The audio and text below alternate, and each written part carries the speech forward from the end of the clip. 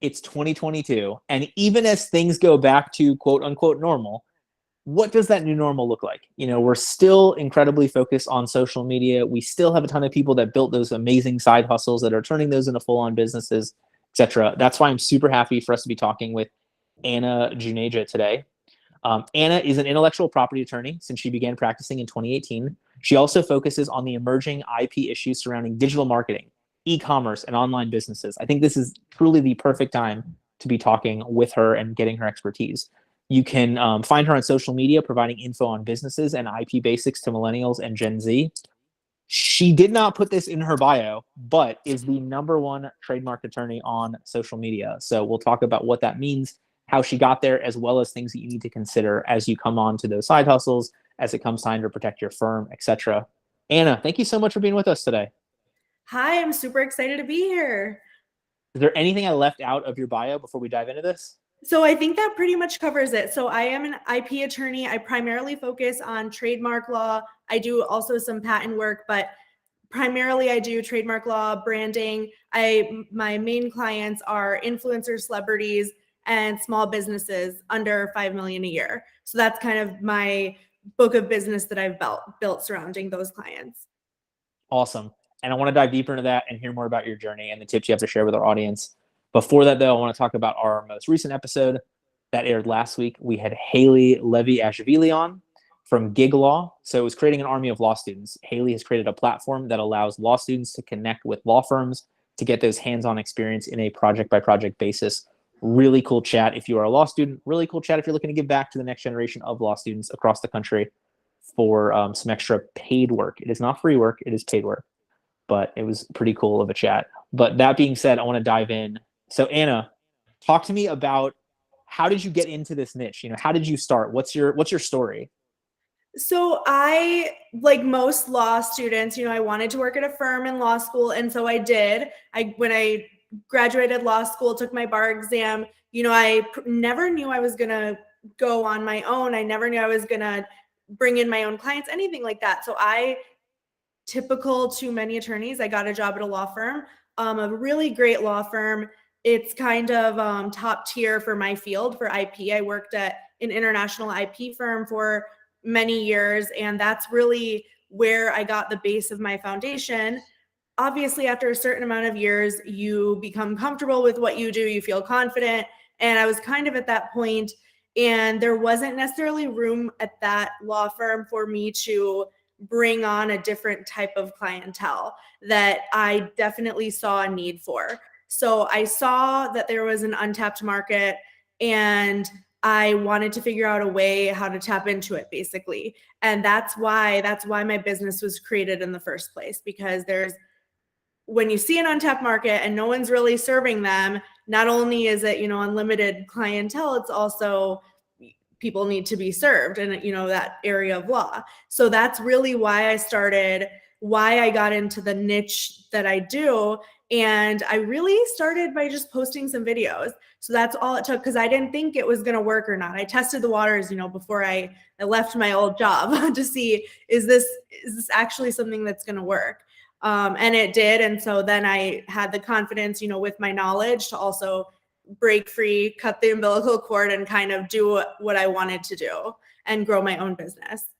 So it's 2018. You see this untapped market of what? Of celebrities, of the social media side? Like what is the truly differentiating factor? I started practicing law in 2017 or 2018. Now I can't even remember. But so I worked up until 2021 at the same law firm, at an IP law firm. Gotcha. Okay. And I worked, I filed hundreds of thousands of trademarks. It feels like maybe more like tens of thousands, but I was managing massive portfolios. I was doing very complicated work. So I learned very, very quickly the ins and outs of IP working at that large international firm. But there just wasn't room to take on, small businesses, celebrities, influencers at that firm. That wasn't their clientele. It was a very corporate environment. So in 2021, over the pandemic, there was also like a lot of societal, not pressure, but just a lot of buzz about, kind of working for yourself, being an entrepreneur, things like that. And I definitely think that influenced me as well. So that's where, 2021, I saw that there was this untapped market of all of these people monetizing social media. And there wasn't really any IP attorney helping them. There wasn't anyone providing information. The only information about branding they were getting was from social media managers and graphic designers and things like that.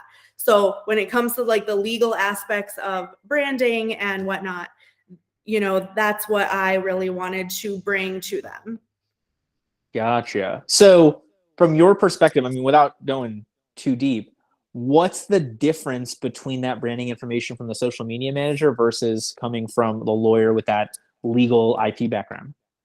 Yeah, so lawyers, we're not allowed to call ourselves experts, right? But trademark lawyer, at least in my state, we're not. Trademark lawyers are really branding experts where we know how to build brands, monetize them, and that's really the important thing. We know how to build them, secure them, protect them, monetize them, enforce them, and make very unique, bold brands. That's really what our specialty is in. We're not allowed to say that, obviously. We can just say we're trademark practitioners, but that's really what it comes down to with intellectual property. So it's the difference between getting this type of information from a lawyer is you're actually setting yourself up for success because you are not going to have to change your name in a year once you've already invested 6 figures into a company. You are not going to get a cease and desist. You are not going to make stupid mistakes that could have been avoided because you just listened to a graphic designer who said it was all good.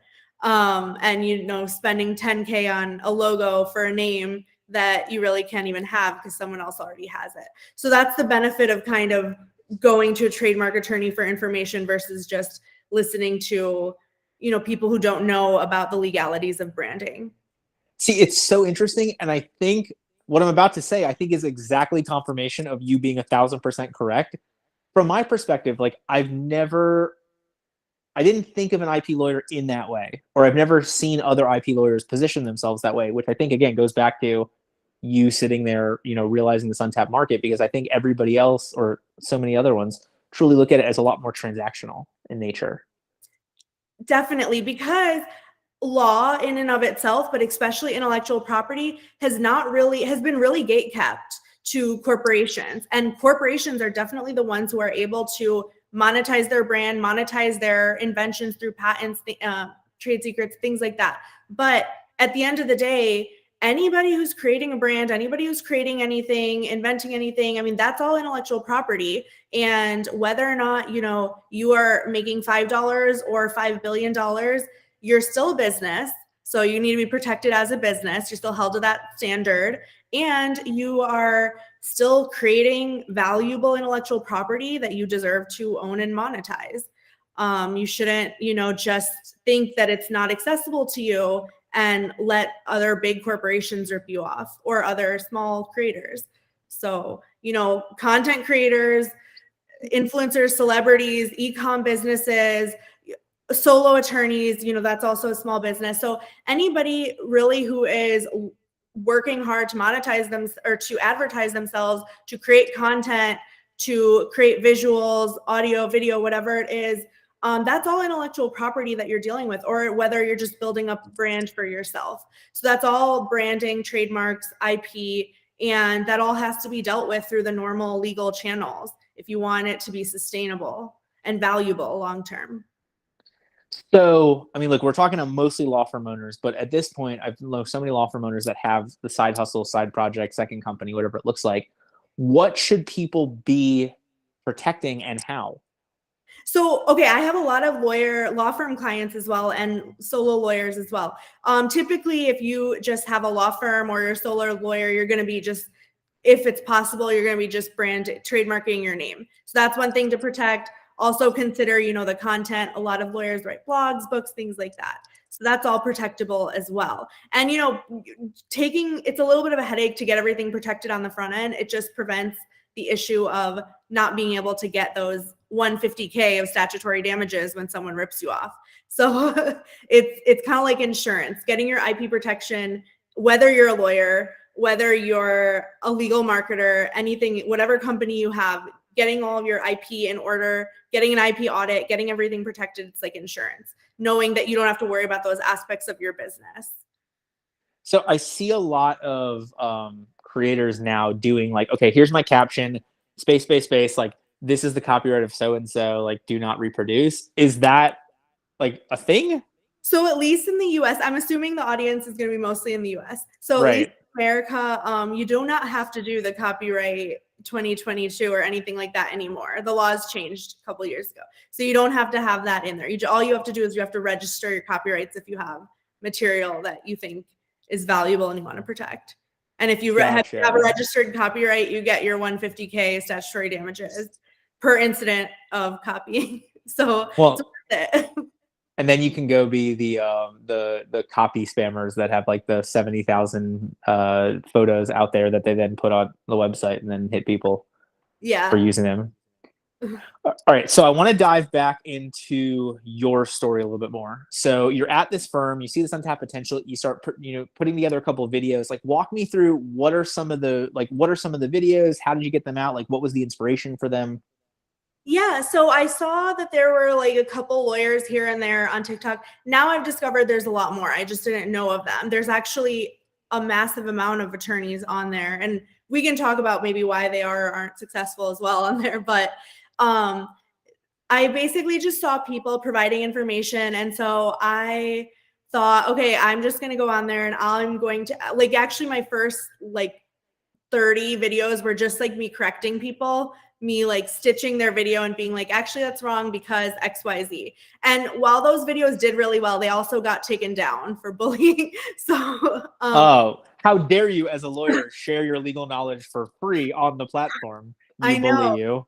So I stopped doing that, and then I just started kind of creating my own content, and that is what I do recommend people do. I think especially when you are just starting somewhere, don't just get on there and like start attacking other people. It didn't go well for me. That's just my 2 cents. So, I just got on there and then I started making videos.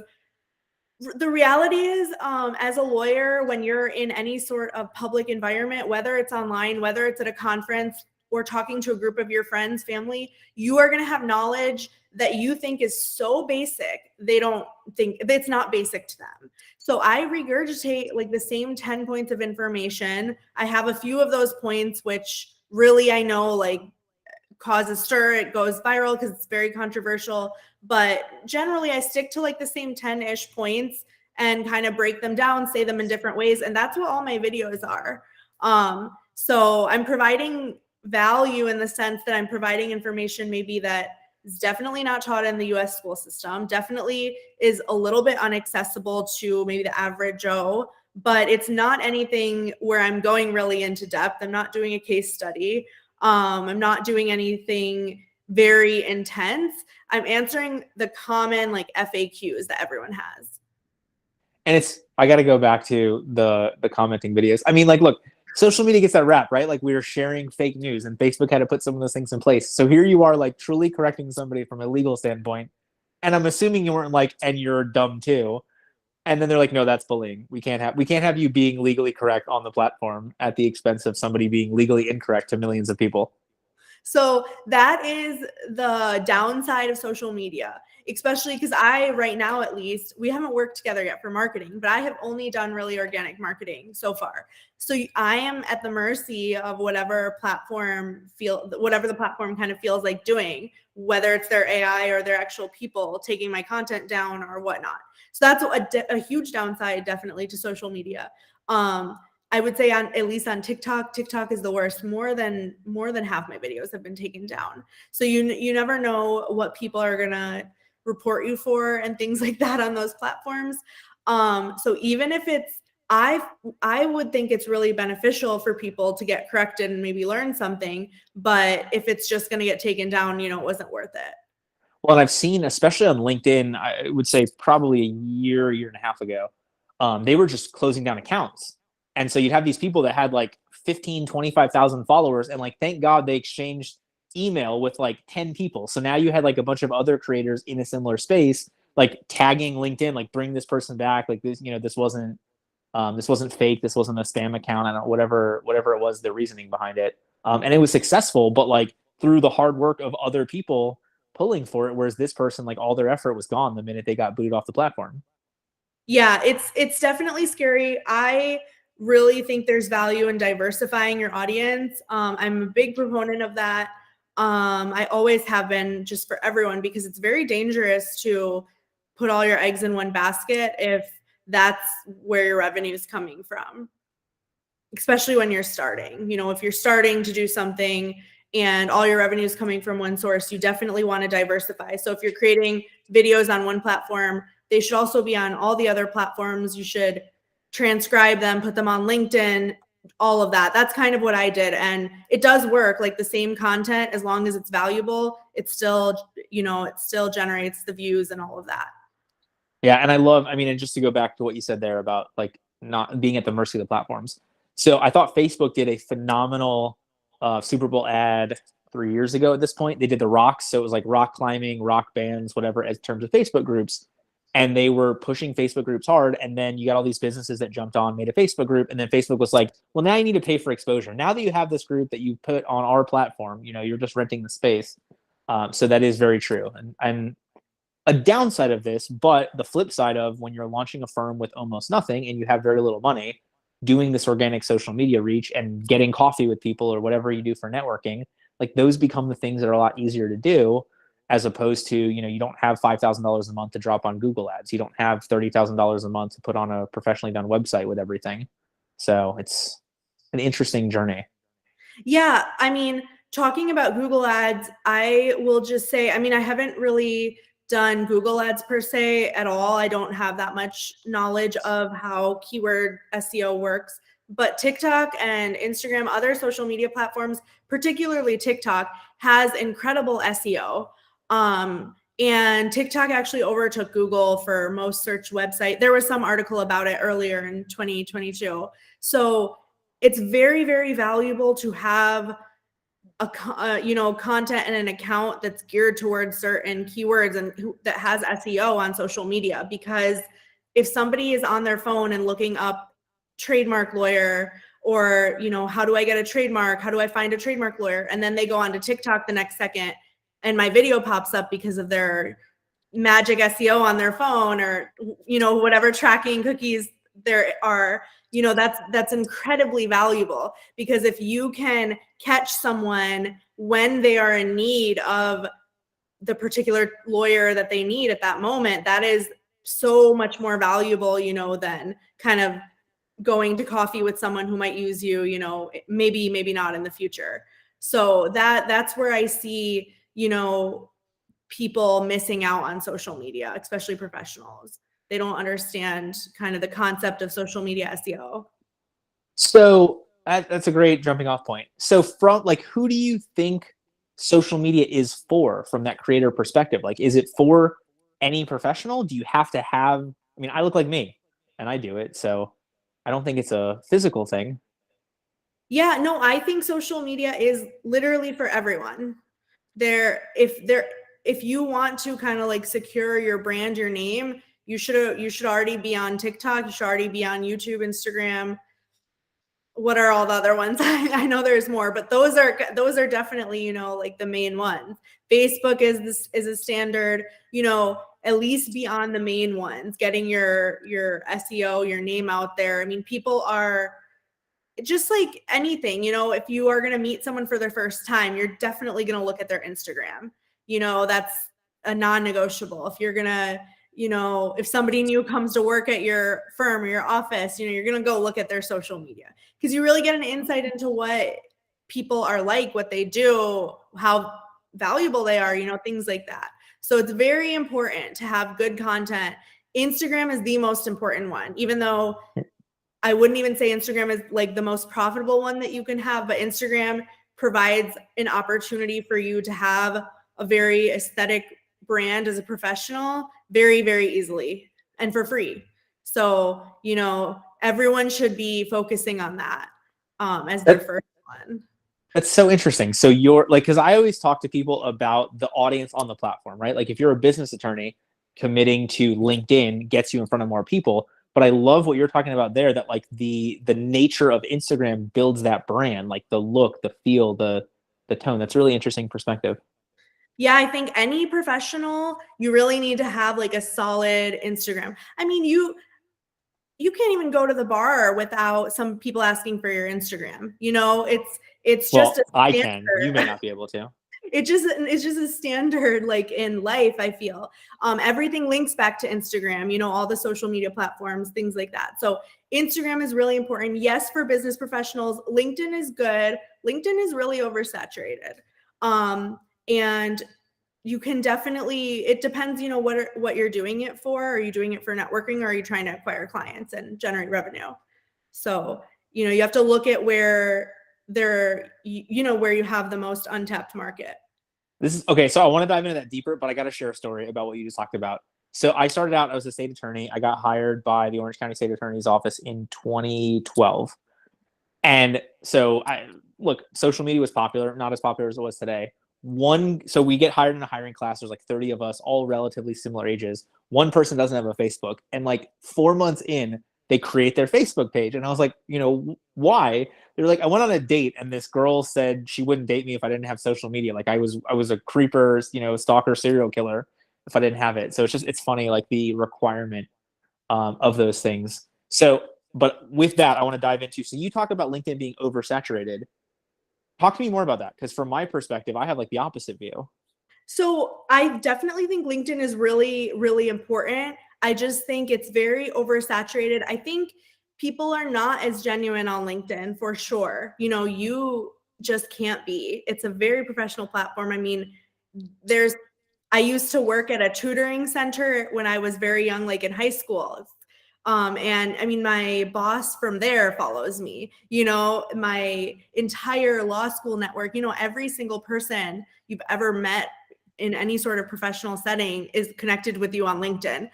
A lot of people maybe are not going to be feeling as comfortable being super authentic on LinkedIn versus other platforms. And it's just a more formal platform. So it's oversaturated with lawyers, because every single lawyer in the whole world is on LinkedIn. See, and so maybe that's because, like, obviously for me, I want to get in front of as many lawyers as possible from the marketing side. But from my perspective, yes, every lawyer's on LinkedIn, but like 0.1% of them are posting with any consistency. Like Yeah. that's the part that's weird to me. Like, yes, we're all here, but it's not a blue ocean, but it's like it's a really large red ocean. They're all here, but like there's so few people really tapping into it by providing that content with a value that's entertaining, you know, over and over again. Yeah, I definitely agree with that. That's, you know, any platform, the amount of people producing content is 0.0001 anyway. I think the reason LinkedIn is not something I focused on at first, which now I'm focusing more on it, but you know, I look younger. I'm not necessarily looking like the typical attorney. And I just felt that on LinkedIn in particular, I was going to have too much competition with the more traditional type of attorney that people would pick over my content, my brand. So Gotcha. So I have middle-aged white guy yeah, LinkedIn I don't have approval. that. So But I get the flip on TikTok. I get the like you look like a douchebag comment over and over again or whatever it is. So I don't even want to get into the comments that you get on TikTok. I'm sure they're even worse. But it's funny. I literally fit in on LinkedIn, I guess. yeah, I don't fit in on LinkedIn as much. I think they like me on TikTok more. So Got yeah, it. Well, hey, look, finding the right platform with the right audience. It's yeah, totally finding a huge thing of it. so, and you know, it's funny because like my style of content is just more casual. I don't really use jargon. I know there's a shift away from jargon now and more plain English language, but I'm even more casual than that. You know, I can use trends and in the culture and lingo that younger people are using, and that just helps people relate more. I mean, there are a ton of attorneys that look like a, you know, traditional attorney and who speak very formally and things like that. There aren't a ton who are like me. So you can't, and then even if, you know, I felt like even if I tried to be like very formal and tried to make myself appear a lot older and things like that, even, you know, the clients who want that traditional attorney, they're still not going to go for me. So what's the point? You know, so it's better to kind of stick to what you know and not worry about the extra.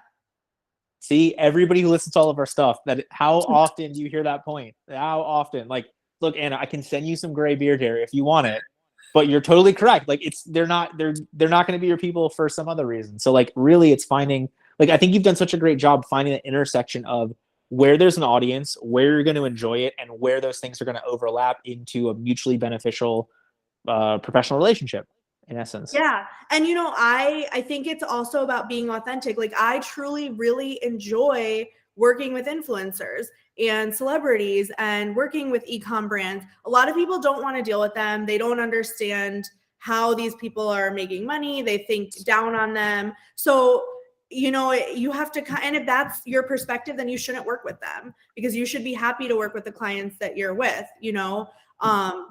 so that also kind of is great if you can find an audience base or client base to pull from that you really enjoy working with and you're interested in their work, like you get excited about it, then that's the best fit. And at least for me, there's not a lot of attorneys who are interested in that space. So I lucked out in that sense. Everyone wants the corporate clients. And while the corporate clients are great because you do get that volume work, there's also a lot of competition. You also have to drop your prices constantly. You're always negotiating, things like that. So there's pros and cons to every type of client. You just have to find the one that fits best for you and the ones that you're able to retain. So, and it's interesting along those lines. Do you feel like your niche has helped you grow in addition to what you just talked about? Like because you're working with celebrities, because you're working with some of these smaller companies, because you're working with other people invested in social media similarly, do you think that has accelerated your growth as well? Definitely.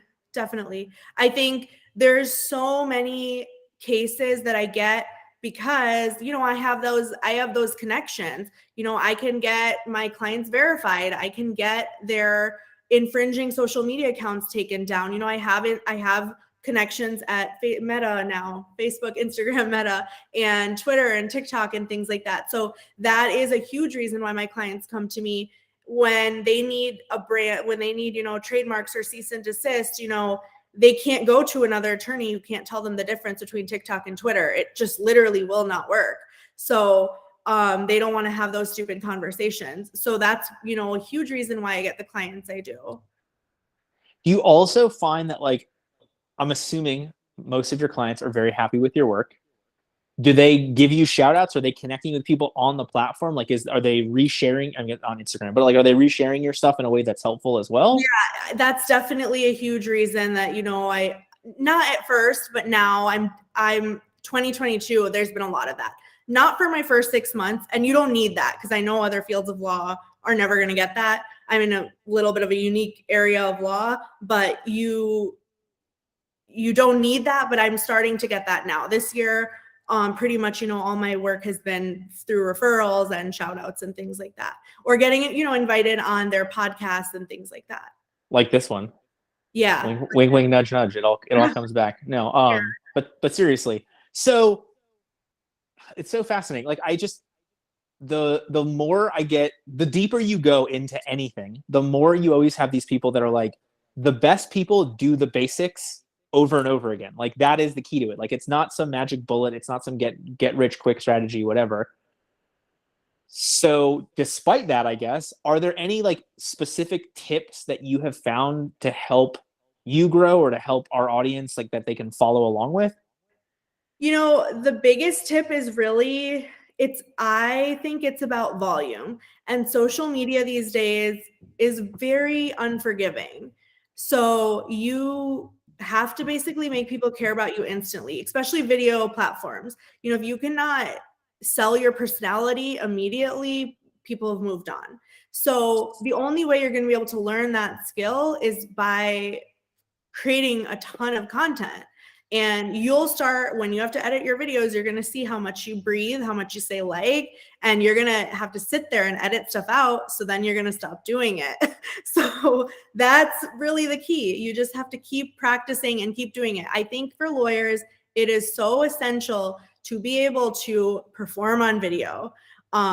You're going to have to send Loom videos to your clients. You're just going to have to talk to your clients. You're going to have to put your face out there and market yourself. If you want to build a book of business, like it is actually not even an option anymore. Like you just have to do it. So you have to get good at talking. And TikTok taught me how to talk, because I was never allowed to talk at my firm. I wasn't hired for that. I was, hired to put my head down and do the work. And when I had to, while I had some social media experience, it wasn't like I had to actually create content that I needed people to watch or like understand and care about. So when you're in that position, then you just experiment, see what works in your field. There's every type of lawyer on TikTok, and there's successful lawyers building businesses on TikTok in every single field, in every single type of business, not even lawyers. Anything you want to do, if you can create, like learn the skill of creating good content, you'll be able to be successful. Well, and like look at Law by Mike. Like he's not singing and dancing on TikTok. He's doing some awesome transitions, but like he's created his niche cross-reference with a platform in a way that's probably unique, or I guess authentic to him, not just unique. Yeah, you have to be authentic to yourself. You have to, I don't do anything. I sit around and say a few sentences. That's it. So you don't have to dance. You don't have to do the crazy editing. It can just be you providing value. There's definitely tips and tricks you're going to have to learn. You're going to have to figure out what topics people like, things like that. But anybody can do it with just an iPhone.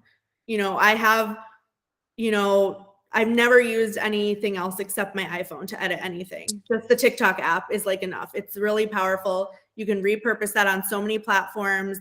It's just, I definitely think it's a skill more attorneys should be getting into. So when you talk about like learning how to talk on the platform, learning how to find what resonates with their audience, is that really just like posting it and then looking at the insights and responses, or is there more to it than that?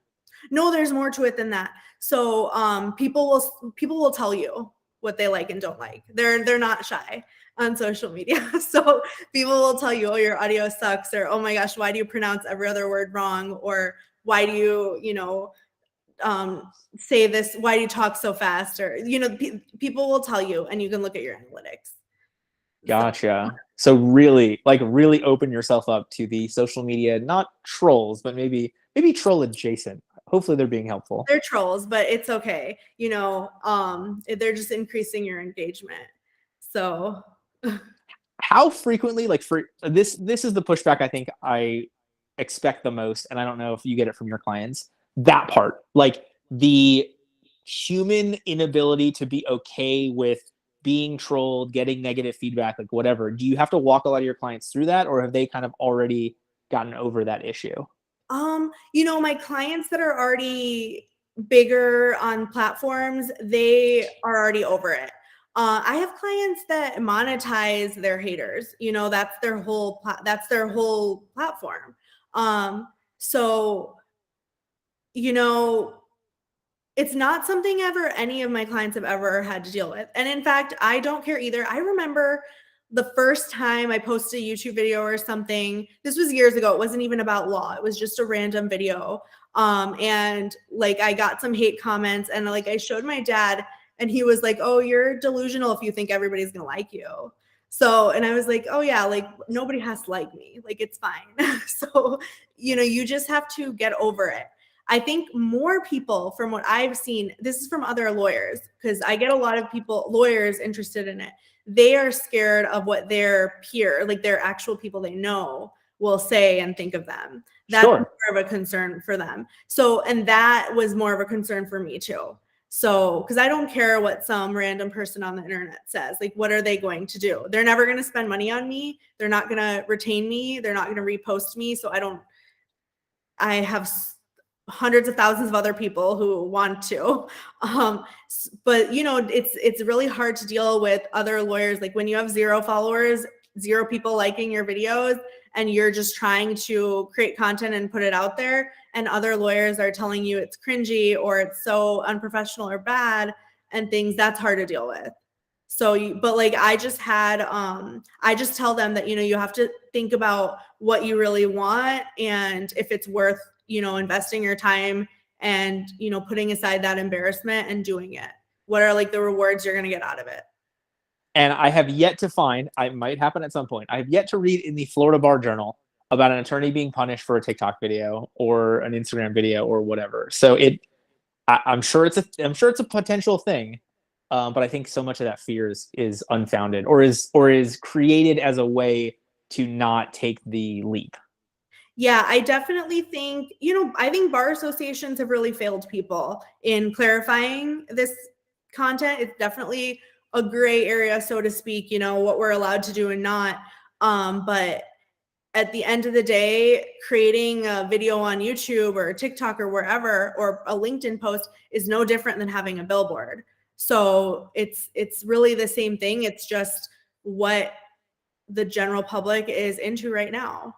And so you have to meet people where they are. People aren't looking at billboards anymore, so it is what it is. And, not every single attorney or firm has that kind of money to spend on advertising. So there's ways to do it for free that are not very difficult if you are willing to learn. So, you don't have to learn Final Cut Pro and how to produce 4K videos to have a video that gets 1 million views. And that had never, ever before in our time has ever, it's never been that easy. Well, and I like it. Like, look, Netflix, I think, completely changed our consuming habits. But I guess, like from a TV standpoint, like everything now is built to be bingeable. Like we want to be able to sit there and watch 47 episodes in a row. When you have that billboard, it's really difficult for that person to be like, okay, well, now let me go to their website to watch another video to their YouTube.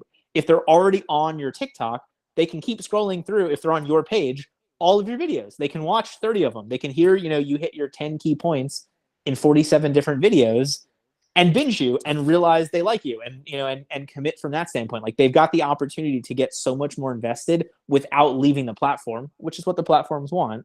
But it puts you in such a great perspective, or such a great position to capture their attention. Exactly. That's the great thing about TikTok in particular. And, I have so many clients. I don't know. I don't like keep track anymore, but at least at the beginning, like those first couple months, every single client said to me, I watched all of your videos. And I don't read all my comments anymore, but I still get comments sometimes that are like, oh, I've never found a page. I watched all their videos so quickly. So like people do, just because there's not a lot of lawyers out there, if you're producing good enough content, there's not that many lawyers doing that. And so people are interested. This is information that people don't get. It's not that easy to find. So whatever your field of law is, you can create a bunch of content surrounding that, and whoever's interested in it will find it, and then they'll watch all your videos. And whether or not they hire you, they will definitely mention your name the next time someone needs that type of attorney. Totally. And you will keep showing up on the platform. So even if they don't hire you, you're basically doing like a long-term nurture campaign by continuing to show up on the platform. So let me flip the question this way. If you could go back to right now to day one of Ana on the internet or on social media, are there any things you would do differently, or what insight or advice would you want to make sure you gave yourself? I mean, just like everyone, I wish I had gotten on like TikTok earlier. I think it was definitely harder for me to grow. The only reason I think I grew is because like my content was good enough to grow. But I think if I had started a year ago, I would have been able to grow even with much more mediocre content. So it does, if you're interested in growing on that platform, every single day is a day too late at this point. I have like some business ideas I want to launch, and I'm like planning getting on there ASAP, because the window of opportunity is, going to be here not that much longer. So I regret waiting it all basically. And I guess I think if I could do anything else, I would have just produced a lot more content, because the more I couldn't have handled it though, on my own, but I really kind of did just go for it. And so I don't have any regrets or things I would change. I don't know if that's the right answer, but listen, it's your answer. I mean, nobody can tell you you're wrong.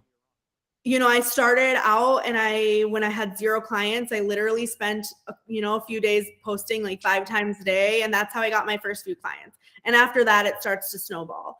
but there's going to be like few weeks, months or whatnot that you don't see the results of your effort, but you should see them pretty quickly if you're doing, if you're staying consistent, putting out enough volume. People do not put out enough volume on social media. And I think that was actually one thing I'm very thankful I did. When And you I say think enough volume, you're talking multiple times per day? You're talking once a day? Yeah, multiple times per day. 5-6 times a day. So, and people get, when I tell people that, they get really freaked out. But the reality is you're making 5 15-second videos a day. You don't have an hour in your day to dedicate to marketing if you have 0 clients. I had time. I mean, I didn't have any clients. So of course I had time. So that's what I did. And I don't see, I mean, even now I spend time marketing and doing things too. So everyone does. It's just creating content now is so effortless. You can do it on your phone. You need no equipment. You don't need a fancy script. You don't need to edit like that crazy, just put it out there. And are you still editing all your videos on the phone yourself? Yeah, I edit all my videos. So I no team, just you. just me. I don't Even more impressive. Awesome. Yeah, Congrats. I have people helping me answer my comments and do some of my graphics and things like that, because that's a lot easier to kind of not have to oversee as much. But I think when it comes to the videos, it's better to be authentic. So I had somebody scripting them for me for a while, and it just doesn't work. They don't understand the area of law as well as you. And I'm in a very niche kind of emerging area of law, so it wasn't going to work for me. But it's just so easy to create content now that there's really no excuse. People are overwhelmed. So obviously, I think that's the biggest holdup for people, right? Just not doing it. So the people that do it, not producing enough volume, not being entertaining enough or engaging enough, not being not like scripting out the stuff, so not being authentic. Like, what are some of the other major issues, problems, red flags you see people do with social that prevents them from finding the same success you found? Yeah, I think people are not engaging. I think you have to know what people want to hear about. There's certain topics that just do better, in my field, just I'll give you an example. Like, yes, the trademark nuances, I have to say them. I have to have a video on them here and there, because it's also very useful to just send a video to your client when they have a question instead of regurgitating it or getting on the phone with them. So that's a lot of the reason I create some of the videos I do, but they don't do well. They're not going to go viral if I'm talking about, the nuances of trademark classes. Like, no one cares about that much. But when I create a video about, LLC versus trademark, I know that's going to do well.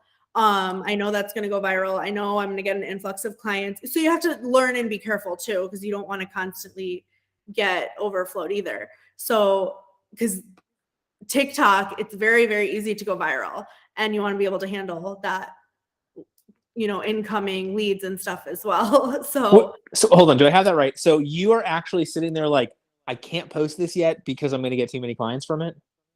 yeah, no, like if I post it, there's a couple of topics that if I post about, those videos get, they get hundreds of thousands of views, and I will get an influx of, leads and clients and things like that. So you can't do that constantly, or you can, but you just have to be aware of it. But if you what a great problem to have. If you have a video going viral, you want to be able to handle the leads appropriately to convert them into clients. You don't want to flub and miss the boat. So that is something I didn't have that problem, and except for a couple of topics that I have. But I was trying to get a good library of content, but now I'm a little more careful. So you don't want to have leads that you can't take care of. Yeah, I'm not gonna have Greg explain his viral video. We'll talk about that later. It's very funny, but has nothing to do with anything that we do business wise.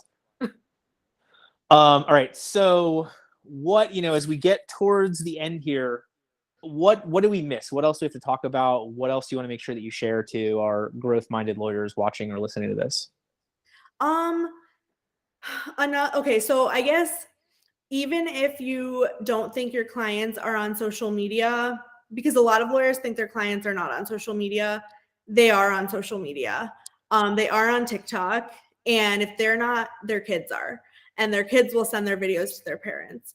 So it's really, really important, more than even having a website. I didn't have a website for months, and even now my website is being redone. And you really need social media, and just to be able to create some sort of visual representation of yourself. And if you don't want to be on camera because you feel that you can't be on camera, you can hire a younger attorney, or hire, depending on your state rules, figure out a way to get an actual face to the brand of your firm. That's really, really, really important. People want the days of being able to have a nice stock photo are gone, It's funny. Greg and I at our legalese meeting this morning, we're talking about this. So like from an insurance company perspective, right? You've got Flo, you've got Jake from State Farm, you've got the Geico Gecko, you've got Danger Trouble, Dennis Duffy from 30 Rock, whatever it is. Like they've created these, in essence, fake personal personas or fake personal brands to sell insurance. It's amazing to me to see like lawyers take that step. You have so many PI lawyers that copied the pre-suit, post-suit model that insurance companies have. Like when's an attorney going to launch the, I don't know, mascot of the firm, I don't know whatever that looks like. But it goes right into what you said. Like then that gives you a face, whether it's you, whether it's a cartoon, whether it's animated. I don't know. I think when we look at TikTok, there's two brands that come in particular. Like if anyone's interested in that in particular, look at Scrub Daddy and Duolingo, because while Duolingo markets to kids, Scrub Daddy markets to middle-aged women in America. So you can have mascots even for older client bases. Microsoft is now doing a mascot thing. Look at Delta, Ryanair, like these airline TikTok accounts. I mean, corporations are now being forced to like create a mascot and things like that. So I wouldn't be surprised if a law firm does it. They probably won't. They're not too old school. Yeah. Is Microsoft bringing back the Clippy? Like the Clippy? Really? Yeah, it's actually they're bringing back the paperclip. It's creepy how they're doing it, but I'm sure they just need some adjustments and stuff. Go on their TikTok account. It's funny. All right. Meanwhile, every child like 14 under is like, what's paper? We haven't used that in so many years. What's a paper clip? You have to keep these things together? Anyway, what do I know? All right. Anything else before we hit our wrap up? No, I think we covered a lot. Awesome. Yeah, this has been a phenomenal chat. It was really interesting to hear where we disagree, but like from the two different perspectives. And obviously, like there's so much about social media that is truly foundational that people miss and then wonder why they're having trouble with it. So I love that you're able to go over a lot of those things. All right, so let me talk about our next episode, and then we'll dive into your final nugget of wisdom, your biggest takeaway. Next week, May 2nd, so next Monday at 1:45 Eastern, we've got Carl Fix on. Carl's going to talk to us about mind over matter, the secret tips to being a happy lawyer. So we're going to go into it from a very like psychological perspective, how to be happier as an attorney. Carl's got some really interesting insight, and it's going to be a great chat. That being said, though, Anna, you have shared a wealth of knowledge that you have been through in this. For anybody sitting here saying like, oh, Anna launched, a shorter period of time ago, whatever, like, great. And now she's literally telling us she doesn't post certain things because it will create too many clients, that she has to stagger those things. Like if you have that problem, phenomenal for you. But if you're listening to the show, you probably don't. That being said, what is your final nugget of wisdom, your biggest takeaway? If somebody has watched this for the last 55 minutes and remembers nothing you said except for this, what would be the most important piece of advice for how they can be the exhibit A of a successful lawyer like yourself? So, okay, just wrapping up, kind of just honing in, dedicate a few months where you are going to be able to, create a lot of content and put out that volume and be able to get good at it and stay consistent. Second biggest thing, which I didn't touch on earlier, but this is also really, really important, aesthetically create a consistent brand. So whether you're going to stick to one color, whether you are going to stick to one look, one logo, things like that. Very, very important to do that, because every human now is inundated with millions of pieces of content all the time. So when they see you, you know, people know me now as like, oh, you're that law firm that has all the purple. You know, they already associate me with that. So you need to create that association, whatever it is, very, very consistently. So, you know, when it's your face, when it's your person, or whether you're hiring, you know, a younger attorney to be speaking for you, create that consistent representation of your brand and your firm and things like that in people's mind. Get that association that when they think, you know, DUI, they're going to think of your firm, or when they think, you know, whatever, you know, when they need a child support lawyer, they always think of your firm because your face is always talking about those topics. Like, create those associations. So I know Jay-Z has a specific blue. Is there an Anna purple? Do you have a trademark No, purple? I just used a lot of purple, and I'm like, even, you know, I'm now in the point where I'm separating my law firm brand from my personal brand because I had intertwined them a little too much. So my law firm brand is still going to stay purple and everything, but I'm going to take back my personal stuff. So, but like, there's no other lawyer that used purple. So everyone kind of recognized me as that. Even though, like, Phi Alpha Delta, right? Like, purple is a historically regal legal color. I mean, I used like lavender, so it was a little bit more like girly. Gotcha. Yeah, even so, I don't see whatever shades of purple I was using or the way I used it. I don't think people used it in that sense. And to be fair, I was gonna say pink before you said purple, but I'm not colorblind, but whatever, color differentiated. So I guess maybe that is the that lavendery take on it. Love it. All right, so for anybody who is watching this, we've got all the comments for the links here. But for anybody who's listening to it on the podcast, what's your handles? Where should they go find you so that they can see all this great insight in action? Yeah, so my username is just Ana Juneja, ANAJUNEJA, on everything. So LinkedIn, Instagram, Twitter, TikTok, everything. I'm all the same. All right, so give me that one more time. ANAJU. Go for it. Oh, let me start over. ANAJUNEJA. There we go. TikTok, Instagram, LinkedIn, Facebook, Pinterest, Parler, all of them. Yeah, all of them. Whichever ones I have anyway. There we go. Awesome. Thank you so much for joining us. Hope to see everybody back next week where we talk about the secret tips to a happy lawyer. With that, have a wonderful week. And hopefully this was that kick in the butt to get your social media going. Yes. All right.